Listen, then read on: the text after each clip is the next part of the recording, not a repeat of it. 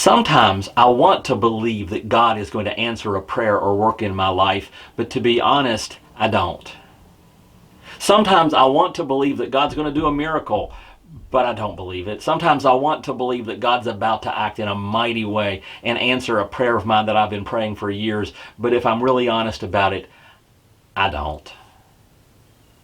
And we'll find that attitude frequently in people in the Bible. There's one woman named Martha, and Martha has a reason to want a big prayer answered. She has a reason to believe God for a miracle, but we can tell by her actions and her words that she doesn't believe it. Her brother Lazarus has died. You may have heard of him. He's died. He's been buried about 4 days, and in those days, as you probably know, they buried people by putting them in a cave and rolling a big stone in front of the cave. And Lazarus has been in there for a few days. And Jesus comes to Mary and Martha and says, he's going to rise again. And Martha's like, sure, whatever.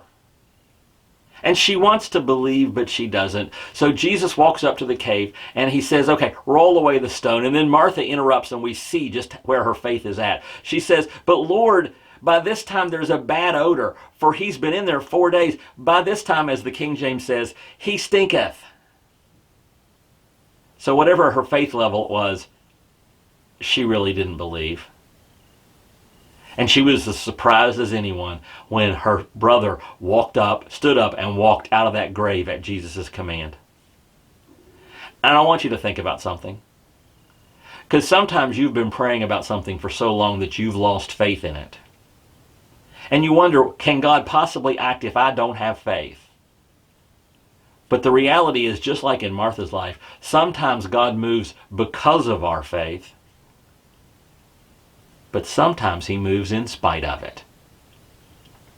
That's your encouragement, and that's today's Jumpstart.